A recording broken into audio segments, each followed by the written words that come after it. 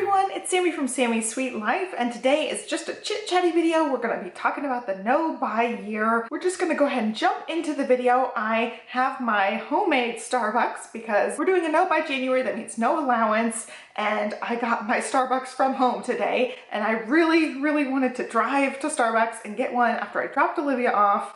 But I made it at home. I easily spend about $6 on my drink. I get a triple mocha with coconut milk, and it's decaf, and so they charge me extra for the coconut milk. Last time we went grocery shopping, I ended up getting some whipping cream, and so I pulled out the cream whipper. We have not used it in a long time, and I made whipped cream, so it's actually really like the Starbucks. It's a no-buy year video, but I'm gonna link to that cream whipper because it is one of the best things that we bought, and that's something that I kind of wanted to talk about in this video as well. There are definitely gonna be a lot of review videos coming up this year for things that I think are worth the money. I really want to give you guys honest opinions about products. There are just products that I use that I absolutely love, and I love reviewing those items for you guys. The cream whipper is one of them. The cream is just heavy cream and powdered sugar, and it works, and it's so good. I've been buying the canned stuff recently, and it's just not as good as the real deal. So yeah, I'm super happy about pulling that out again and using it. So let's get into the serious part of this video. So happy 2019. We are about a week in now as of me filming this. Olivia is back in school. So all the videos you saw up until now have been previously recorded. I just stockpiled videos in December and took pretty much 2 weeks off because that was Olivia's break, and it was great. I am really ready to get back into a routine and get going on some of my goals. And so we're about 1 week in. But the thing I did start on January 1st was the no buy, and I really started this like mid-December. There was like 1 or 2 things I bought with my allowance. It still fit in the budget, but those were things that were like my last minute panic buys. One of which was a moisturizer, also some makeup, microfiber cloths. I've been using just washcloths, and they felt really rough on my face, and so I got these microfiber ones. They're really nice and luxurious. They're supposed to help take the makeup off a little bit better. And the last thing I got was also makeup related. I don't buy a whole lot of makeup stuff. My last 3 things were panic makeup buys. I did end up getting that Pineapple of My Eye makeup palette. I went ahead and got it when it was on clearance because it was the one I really wanted, and so I was really happy to get those last 3 things as my like panic buy things before the no buy started. The one thing on my list that's going to be a no buy exception is getting concealer. That's something that I don't own yet as part of my makeup beauty routine. I do need a really good concealer, but I want to talk about Christmas a little bit. I ended up getting about $400 for Christmas, and one of them was an Ulta gift card with $100 on it. So I put the rest of the money in the bank. We actually ended up using some of it towards groceries this last week. So our grocery bill for week 2 in January was really small, which was awesome. Of that $400, I get $100 of it. The rest is going towards like real stuff. I'm not gonna blow all of that money. That's definitely part of this no buy. Ordinarily, I would have that $400 and be like, what do I wanna buy? And find something to buy. And now that I have that $100 Ulta gift card, I'm gonna be using that for any of the replenishing that I have to do for things that run out.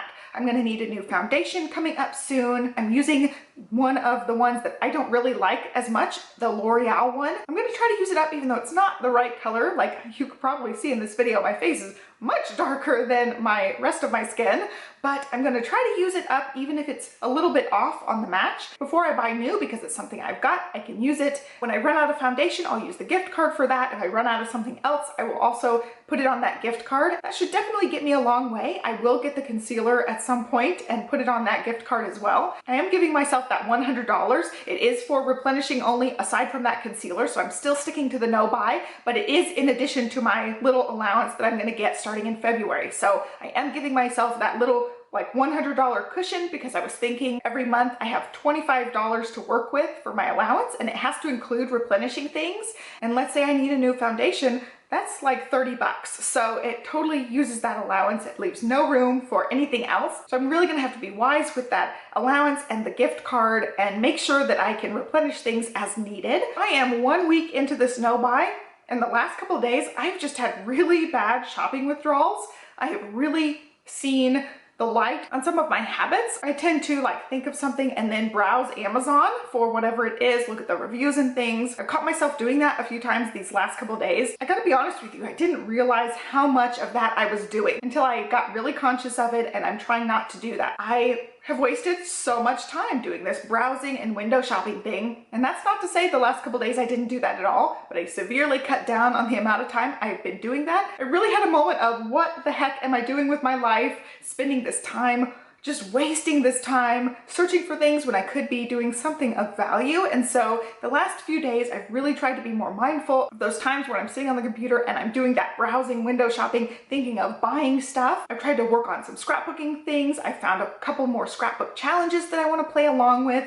weekly or every other week. I've also read and watched some minimalist style videos and articles, and so that really keeps me motivated. I have also joined the A Bowl Full of Lemons challenge that she does. It's a 14-week thing where you go hardcore organizing and decluttering your house. I'm just gonna like go at my own pace. It seems like, especially with a small kid, I don't have like tons of time to dedicate to this every day, and so I'm just kind of working on it a little bit. I organized some of the lower cabinets in the kitchen and it felt great to really clean them up and get them nice and organized. At this point, I'm just trying to figure out other things to do with that wasted time. I feel like I've wasted so much time in this shopping mindset, and I'm trying to withdraw from that right now. I think more so I stress shop, so when I'm feeling down and stressed, I want to shop.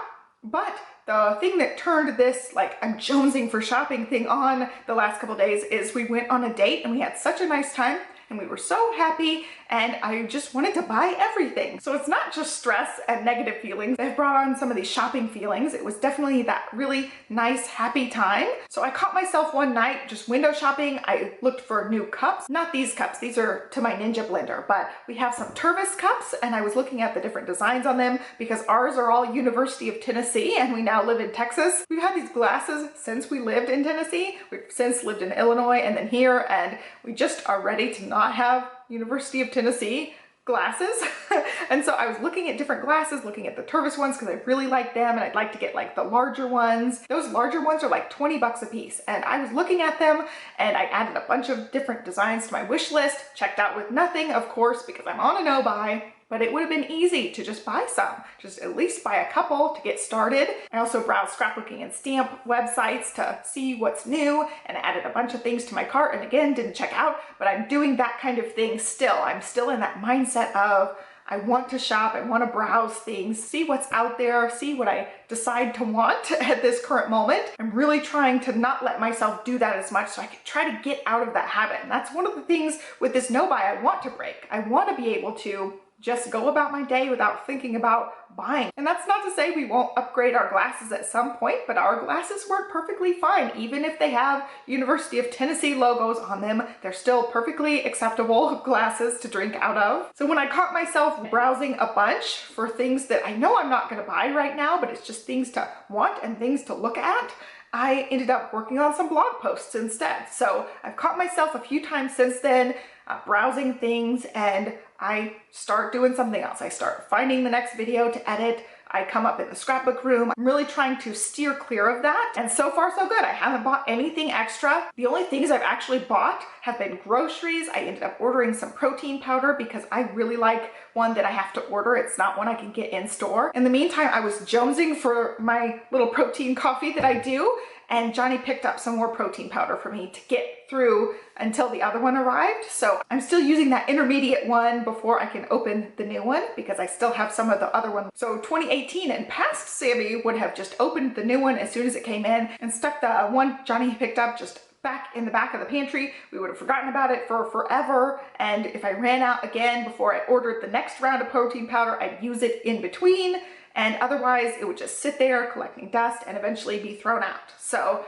I am doing the right thing. I haven't opened the new one yet at all. I'm gonna use the middle one up before I open the new one and be really responsible using up the other protein powder. It's not as good, it's not as high in protein, but it got the job done. But it's gonna get the job done until I run out of it. That's just something about 2019. We're doing the no buy. We're gonna use everything up that we can and not shove half-used buckets of protein powder into the back of the pantry. So hashtag adulting. Anyway, moving on. The last other thing I just purchased was this morning. I ended up purchasing a couple of Scholastic books for Olivia. I will do a Scholastic haul. It's just through her school, so it's like really deeply discounted books. I got one of the books for like $1, a couple of the books for $2. A lot of them were around the $2.50 to $3.50 range. So I ended up with a good stack of books. That comes out of her preschool / Olivia allowance just for anything like that. That's one of our exceptions, is we can get stuff for Olivia for preschool and learning and reading. And so I ended up getting that, and it was, I think it was $29.25 or 75 cents, one of those. And then she has $50 for the month. So that was the only thing I had really anticipated purchasing this month, is just getting whatever books they happen to have on special in the Scholastic Book Club, because they're super cheap and they're great learning to read books. There's actually one change I want to make to the rules of the no buy, because I'm doing the planner purge right now. Definitely check that video out. I'll link it down below for you guys. I am selling all of my planner stuff. I'm just using my iPad for digital planning. And like, here's my planner, here's my notes for today's video. I am trying to get rid of all of my planner stuff, and I'm going to put that money straight in the bank. I'm not going to use any of that money towards like my exception money, where I was saying, you know, if I hustle, if I sell things and get rid of stuff, if I make money with my planner shop, that can all be exceptions. But I really want to do this. I really want to commit to it and not have those exceptions. So I'm giving myself the exception for the time being, that if my YouTube money goes up beyond my everyday average, I'll be able to use a portion of the excess money. So I should hopefully continue to grow this channel and continue to make a little bit of money off of it. Anything above that is what I can use. The rest just goes into the bank. I want to get rid of the, if I sell a bunch of things, I can use that money for whatever I want. Because with the planner purge, I've already made a little bit of money and I don't want to use it. I just want to save it and add it to the year total or the year goal that we're going to have. I thought maybe I would take like 25% of whatever I sell, and that can be used towards, you know, replacements and things, but my $25 allowance is really what I want to stick to as far as little splurges here and there, because I don't want to, like, let's say I sell something and I sell it for $100. I don't want to go blow $100. I could use some of that money for things that actually need to be replaced. But other than that, I don't want to just go hog wild. It is a no buy year. I'm trying to get into that mindset of not just buying things for the sake of buying things. So this year I'm really going to work on trying to create versus consume. I really want to concentrate on scrapbooking again. I have enjoyed that a whole lot this last couple of weeks, really getting into it again. I'm starting to blog more again, which has been fun too. It's a little bit of a learning curve to kind of get back into it. It's kind of like riding a bicycle where you kind of pick it up again as you go. So going back to the planner purge, I talked about the exception to the rule, and now I'm changing the rule a little bit, but the actual planner purge itself was completely eye-opening for me. I really thought, I'm not that big of a spender, but where does all of our money go? And a lot of it went towards planners. I have a bunch of planner stuff. It was so sickening to me to see multiple planners for the same year. Hello, you just need one. You don't need multiple planners. And also, I would have a planner and it would still have like 6 months left in it. So that means I bought this very expensive planner, used it for 6 months, didn't touch it again. So I wasted 6 months of the planner, when all along I should again do the hashtag adulting, where you use one until it's done and then you buy another one. That's what I'm really trying to get into the habit of this year, is to use what you got until you need a new one. And then you can get, you know, whatever one you want that's reasonable, but don't just buy for the sake of buying. Legit, part of the planner hang up was not liking the layouts of the planners. So I would see another one, I liked the layout better, and I would buy it and start using that one. Well, I don't have that excuse anymore, because hello, digital, I can change the pages, I can change from week to week, have a different weekly layout depending on what's going on. My next video is actually going to be a planner video, and I'll walk you through my 2019 planner. And so the digital planner really is going to change the game for me as far as planning and planners. And I don't know how many hundreds and hundreds of dollars I wasted on planner stuff, but it was sickening. And I was so disgusted going through all the stuff and really like taking a hard look at all of it. And the prices I left on the planner purge are nothing compared to what I actually paid for this stuff. It was a really eye-opening experience, and I don't want to do that again. I don't have to go through some stuff that I bought just for the sake of buying and not really thinking about those purchases and seeing how much money I wasted. The same with my scrapbook room stuff. I'm using what I got. Of course, I'm applying the same thing to my scrapbooking. I haven't bought scrapbooking supplies in at least a year. I really tried in 2018 to not really buy scrapbook stuff. I bought printer ink and paper for my little photo printer there. I bought photo prints here and there, but I didn't really buy supplies, which has been really different from years past. It used to be like every month there would be some new stuff I would buy to get the free shipping on the order, and I have a ton of stuff. I would also be subscribed to a bunch of kit clubs, and it was expensive, and I wasted so much money buying scrapbook stuff that ended up getting out of date and not as trendy really quick, and just getting rid of it. This is more like scrapbook related, and I talked about this in a scrapbook video. I'll link it down below for you guys as well, but I put together my own scrapbook kit out of my own stuff. So I'm going through my supplies, adding them to these kits, and then I can grab this and scrapbook with this and really challenge myself to use up the stuff that I have. My hopeful goal is to be able to create in 2019, not by anything except adhesive and then the photo prints and paper as needed, but to really just use what I've got. Hopefully I can last the whole 2019 by using what I have, and then in 2020 I can start purchasing again, but being really mindful of it. That's just my whole concept, is just being more mindful of whatever I'm spending. Anyway, the scrapbook stuff and the planner stuff is just such a waste of money, a waste of my time, thinking about the stuff, purchasing the stuff, organizing the stuff, keeping track of everything, and just the effort and mental space that it took to keep all this stuff. A lot of my planner stuff used to be down there on those cubes, and now they're just empty containers. Olivia's been taking them and putting things in and out of them, but I haven't had that much like free space on a shelf in a really long time. So doing the planner purge was really cathartic and eye-opening. This video is going to be super long, but I want to talk about one thing that happened on day 6 of my no-buy year. That was when it really started getting harder. I was having kind of a cranky day that day, and definitely when I'm stressed and cranky, I just want to buy stuff. You know, it picks up your mood. It's definitely one of those things where I'm like, oh, I'm in a crap mood. I should buy something to make myself feel better for 5 seconds. In that moment, it was going to help me with the stress of thinking about selling this house. We're going to try to sell this house soon, and so we have steps we need to do ahead of that, and I was starting to get stressed out about it. We need to do X, Y, Z, and I was thinking about all the things that we need to do instead of like making a game plan and being logical. It was like 11:30 at night. I needed to be starting to go to bed, and it just all started going in the back of my mind, and they're all things that I literally cannot do at almost midnight. So I needed to just relax. And ordinarily when I would get like stressed out and start psyching myself out like that, I would start browsing and kind of clear my mind. I ended up doing some hand lettering, and again, going back to instead of consuming, instead of buying stuff, we're going to create. And so I created for a little bit to get myself out of that little negative spell I was getting in. I feel like with the shopping withdrawal starting, a lot of like negative regret feelings are creeping back in about the experience that we had with the house burning down and lawsuit and all that stuff. And if you're new to my channel, you can go see those videos. We documented that whole experience, and there's one thing I really didn't talk about in that story so much was the house we almost bought instead of this house. We were under contract on a house. After the fire happened, after we knew we were filing our lawsuit, we started house hunting again, and we found this gorgeous, humongous, really well-priced house. It was in a different neighborhood than we're currently in, and I really regret not getting that house. There was a pretty serious questionable thing about potential mold. There was a spot where they had had a plumbing incident previous, and we didn't know how serious of an issue it is. We didn't know if it was actually mold.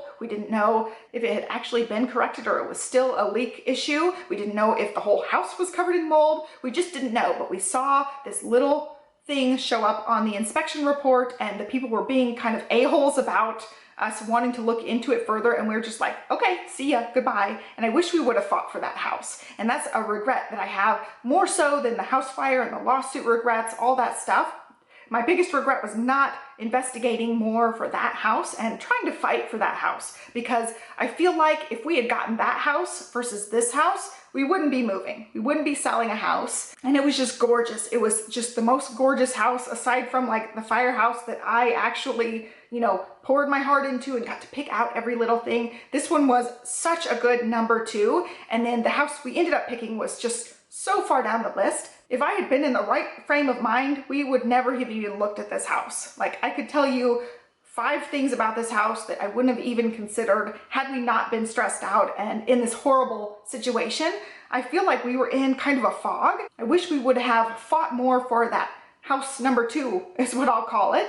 and not just walked away from it, because it was a gorgeous house and maybe it was a really serious mold issue. And it very well could have been. It very well could have been we dodged a really big bullet by not getting the house, but we also could have had it investigated and seen if there was actually a serious issue or it was a quick fix. They were kind of pushing back when we were wanting more inspections and wanting them to take care of it. They were pushing back and resisting. They're like, oh, it's just blah, blah, it's been fixed. And we're like, no, it's gotta be fixed. And they pushed back and walked away from it way too easily. And I have a big regret because of now this upcoming move, this upcoming selling the house. We would have been settled, and that house in that neighborhood that we should have kind of fought for and hopefully gotten, that's a neighborhood we're looking at. So when we're looking to go do another, that's still one of our absolute top contenders for neighborhood choices. It's a little bit closer to Austin proper, but it's still a little bit outside of the city, which I really wanted. I do not want to be like smack dab in the city like we were when we rented. Our first experience in Austin was just right outside the city. We could get to downtown in like 10 minutes. And right now we're like 40 minutes out from downtown. So we really need somewhere halfway in between there and this other neighborhood was. When I get in this mindset of, gosh, we have to sell this house, we gotta make this mistake right by moving to another area closer to town, closer to Johnny's work, I get caught up on, oh, we should have really fought for that house and seen what the problem was and hopefully kept that house, because we would be in a totally different situation.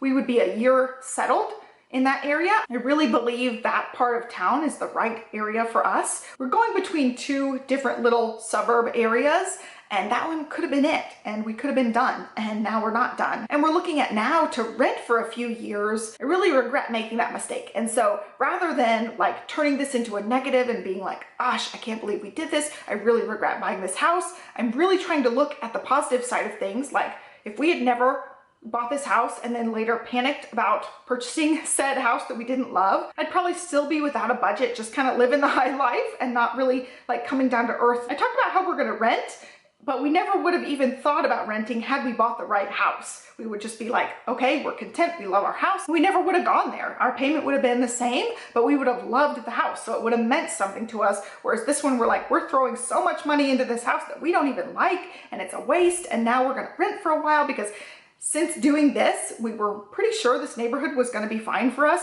and realizing, oh, SHIT, we made a big mistake, we picked out the wrong neighborhood, we're kind of scared to do that again. So make 100% sure we want to be in whatever area it is that we pick out before we buy a house, before we commit to it. I feel like we had a much better chance of picking the house and being settled and being done in the house number 2 that we ended up walking away from. And so I like took notes here. I wrote something, I'm going to read this section to you guys that I wrote. The firehouse was totally out of our control, but we walked away from a house I could have loved and ignored some serious deal breakers to walk into a house I never loved, which is this one. I never would have picked this house under normal circumstances, total lapses in judgment. And I totally feel like that's what this house was. This was a huge mistake. The firehouse would have been in the same neighborhood, but it would have been a totally different mindset going into that house versus like we woke up from the house fog after going through the motions and buying this house, and we're like, oh my gosh, what did we just do? And it's a big expense to walk into thinking that. We had such buyer's remorse. Even the day we closed on the house, we had an oh crap moment that day. Moving into selling this house is bringing up all that stuff again, because we're like, okay, we can live here, our day-to-day life is okay, but then we're going to sell it and all those feelings come back up like, we made a huge honking mistake, and probably a very costly one. When we're looking at selling it, we've got to pay realtor fees. We're gonna have to do a couple of fixes to the house that are gonna cost money. Overall, the house should be worth more now, but I don't know if it's gonna offset all those associated costs. And also, just like every month you put your mortgage payment into the house, you don't see all of that all back when you go to sell the house. So I'm really not sure if we're even gonna break even on this house when we go to sell it. We may actually lose money. That's just something to think about. My like #1 advice for anybody is 100% love the house you're going to buy, because you may regret it. And that's like my big thing now. I have this pang of regret, but not only just for buying this house, but for not buying the other potential house, which was so much better. It was bigger than this one, even though we actually want a smaller house, but we would have dealt with it. It had a media room. It was also a 5-bedroom setup the same way as this one, with a loft space on one side, 2 bedrooms on each side, and then the master downstairs. This one had an office and a media room. It had the 2-story living room, which I love. It had a bigger laundry room, so there was room to put in a sink if I wanted a sink in there, where our one now is just like a little box that's just enough room for the washer and dryer. It just checked all the marks. But yeah, I'm just still really kicking myself over this house, and until we sell it and get rid of it, I'll probably still have that feeling, and it really applies to the no buy. When I'm having these negative thoughts about, dang it, why did we do this, and kicking the dirt, I really want to turn to something else. And now I don't have shopping to turn to. So I'm feeling my feelings a little bit stronger these days, because coming up soon, we're going to sell the house. It's going to be a little stressful. I really never want to make such a stupid, costly mistake again. Fingers crossed we may break even or close to even on this house. And even if we lose the amount I expect that we're going to lose, it's not that big a deal. It's not a deal breaker amount for us. We will be fine. We just won't get back as much down payment. So it's not that big of a deal in the grand scheme of things. But for right now, when we're like in the thick of it, thinking about selling it, it hurts and it sucks. I think right now I'm trying to grasp the lessons from this whole thing. We put ourselves into this situation. I can't blame anybody but Johnny and me. And like thinking back about the second house, the house that I feel like, oh, we should have gotten, it had problems, you know, it could have had mold. And so we may have dodged yet a second bullet. You know, we dodged the first bullet not building with that company after all the stuff that happened. I really thought for a while we would get a rebuild. So for whatever reason, that second house just totally wasn't for us, and we may have dodged that second bullet. So I'm trying to look at it that way. But at the same time, I just, oh, my heart hurts. One thing now that we've lived here, I've really learned a house is just a house. As much as I like don't like the colors of things, I don't like the granite in the kitchen, I don't like the backsplash in the kitchen, I don't like the mantle colors, I don't like the exterior colors on this house. Those are all things you could change over time, but it's just a house. It really doesn't matter what the next house looks like, because we're gonna make it a home. And I know, like, through all the fire stuff, I know you guys were saying that. They're like, it doesn't matter what it looks like, you're gonna be happy. And for the year we've been here, aside from like thinking about, dang it, we made this huge mistake, we've been really happy here. So of course there's major things that we're not willing to look past, and it's not about the actual house itself, it's about other things around. One of the #1 things is Johnny's commute sucks, so we really need to get closer to the city. But we have made it a happy home, so there are positives in this whole like house debacle. So really try to cling to those rather than get in that mindset of, we made a big mistake, I can't believe we did this, and start ruminating about it too much. And also trying not to bury those feelings with shopping. That was really an eye-opening thing when I started having those feelings, and I kept wanting to turn to shopping and forcing myself to just kind of deal with those feelings and try to find the positives in the whole situation. It was really therapeutic to get this all out and let you guys know how this first week went. It was a little bit of a roller coaster, and I think this is going to be a really, really good year and a really, really good experience for me to really take a critical eye and look at the things we've done in the past, not just like the house, but like the planner stuff. I feel like this year is going to be big for us. We're going to head in the right direction as far as housing is concerned, as far as neighborhoods are concerned, and I'm really excited about it. And the shopping withdrawals that I'm having now, I think are good. I kind of liken them to growing pains. You know, it hurts, but it ends up being a good thing. So I hope you guys like this super duper rambly video. I really went dark and deep again in this video, and it may happen on these no spin videos. I really don't know, but I wanted to give you guys an update because I had a ton on my mind. I had 2 pages of like full pages of notes. And so yeah, I hope you're enjoying it. If you're doing the no buy, I would love to know how your week 1 went. If you had some challenges or difficulties, or if you're breezing through it. I really thought like the first 5 days, I was just gonna start breezing through this. It's no big deal, everything's fine. And then that day 6 hit, and I'm like, I need to shop. I really need to shop. I wanna go below $100 at Target and just not think about life. And I'm gonna use those feelings and become a better person because of those. I think we'll grow as people hugely this next year because of looking back at our mistakes. And really going back to the firehouse and the house #2, I have so much sympathy for Johnny because he put up with me flip-flopping and changing my mind about all of this stuff, and me really caring about the house way more than him.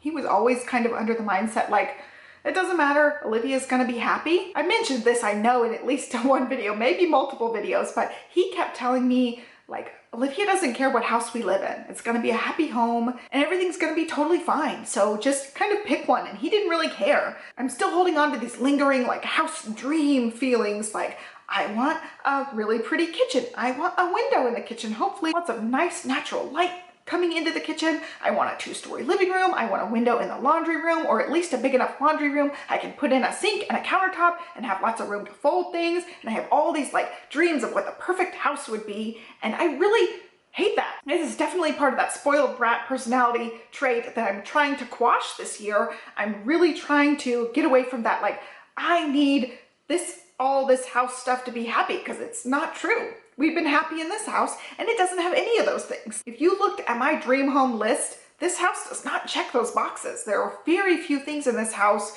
that actually check the boxes. One of those was I wanted a scrapbook room. I have plenty of room for a scrapbook room. I wanted an eat-in kitchen so we could have the table right there, because we don't really use formal dining rooms. It has all the basic house stuff, a couple of things that I really did want, but none of like the dream home things. I really catch myself still in that mindset of, when we finally buy a house, it's gotta be perfect and it's gonna have this and blah. And that's one of the reasons we went to build in the first place, is because of my spoiled brat attitude.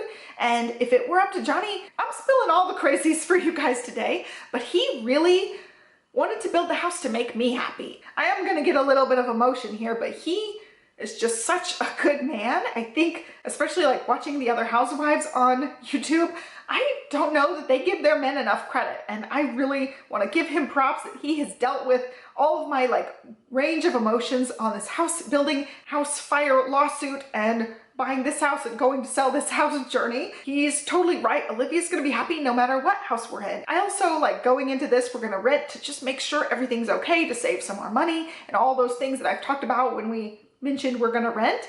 But I still have that feeling like, rent, why would we do that when we can buy? We need to do the adult thing, rent for a while, make sure we know what we're doing this next time so we don't make the same mistake. And I think that's completely the right path for us, but I still have those feelings like, I can't believe we're gonna have to rent again after all we've done. We've bought 2 houses, we're great on our finances, and we're going back to renting. And I feel like it's kind of a meh.